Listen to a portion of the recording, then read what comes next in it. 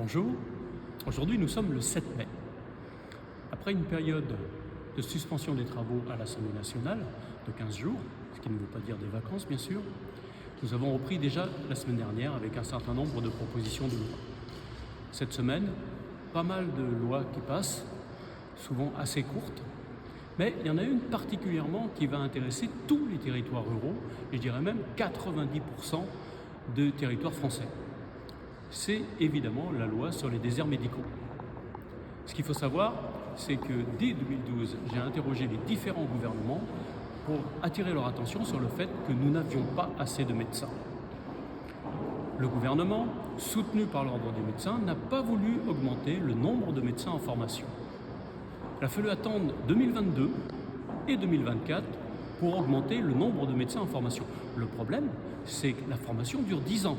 Donc on va voir les premiers effets simplement en 2032-2034. Sur ces entrefaits, nous avons décidé avec plus de 250 députés de faire une loi sur les déserts médicaux. Et il y a une mesure qui pose problème. Il y a plein d'autres mesures, mais il y en a une qui fait polémique. C'est celle finalement où on sectorise les médecins, c'est-à-dire que les médecins ne peuvent plus s'installer partout où ils veulent.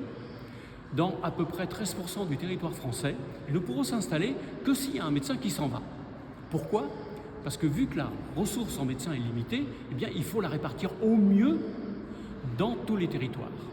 Et il y a des territoires qui sont très bien dotés. Je pense au centre-ville des grandes villes, je pense aux stations balnéaires, je pense globalement aux villes qui sont dans les régions touristiques. Et donc il est important de pouvoir répartir au mieux les médecins. Si jamais un jour, évidemment, on a assez de médecins, on pourra revenir à la liberté d'installation. Mais là, en ce moment, on a vraiment besoin de ça. C'est simplement 13% du territoire français.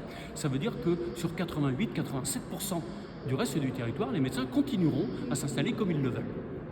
Alors c'est pour ça que je reste ce soir très tard et que demain, 8 mai, je prendrai le train très rapidement pour aller aux commémorations du 8 mai.